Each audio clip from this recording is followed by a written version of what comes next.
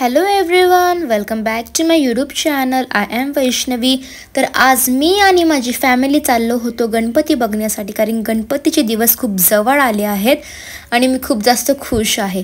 तर आम्ही आलो होतो इथे पुणे गणेश फेस्टिवलला आणि आतमध्ये आल्यानंतर मला एवढं प्रसन्न वाटलं ना. इथं खूप सुंदर सुंदर गणपती बाप्पांच्या मूर्ती ठेवल्याच होत्या. तुम्ही बघा, तुम्हाला दिसेल आता.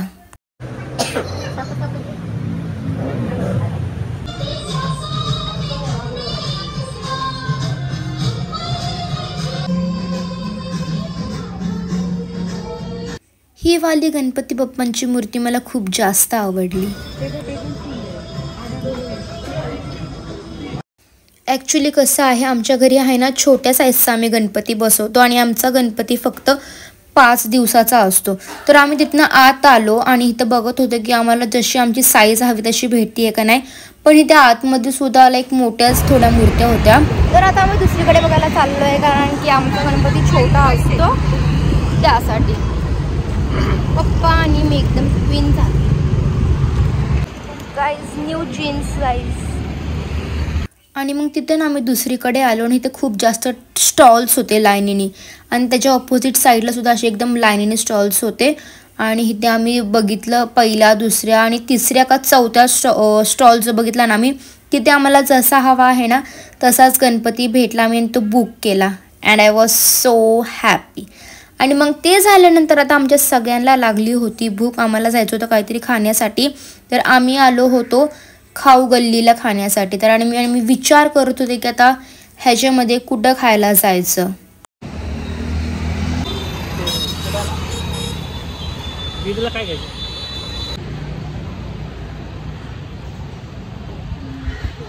आम्ही आलो होतो सुदामाज मिसळ हाऊस, जिथे आहे ना पप्पांनी त्यांच्यासाठी मिसळ घेतली होती.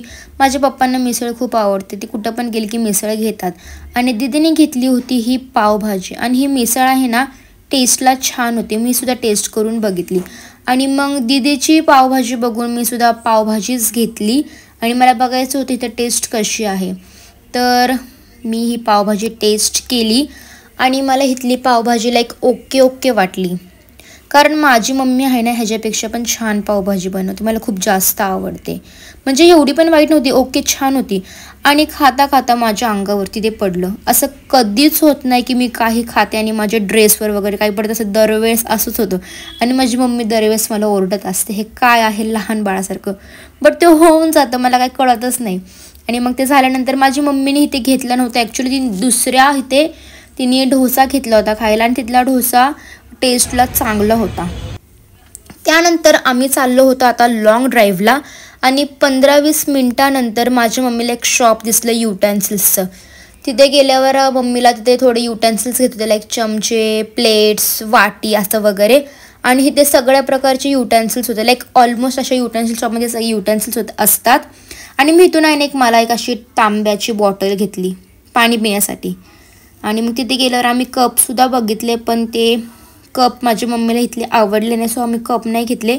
फक्त इथनं युटेन्सिल्स वगैरे आम्ही घेतले.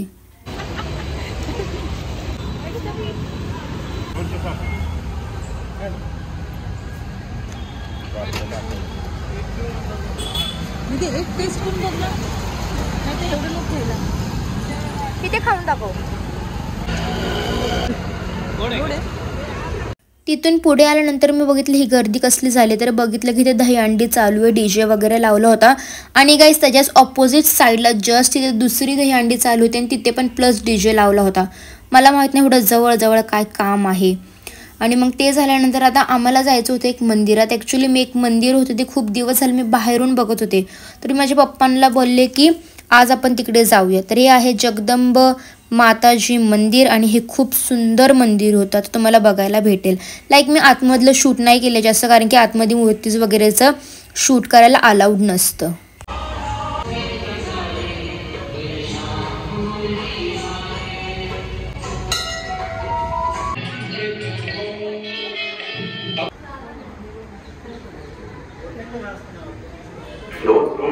$15.90.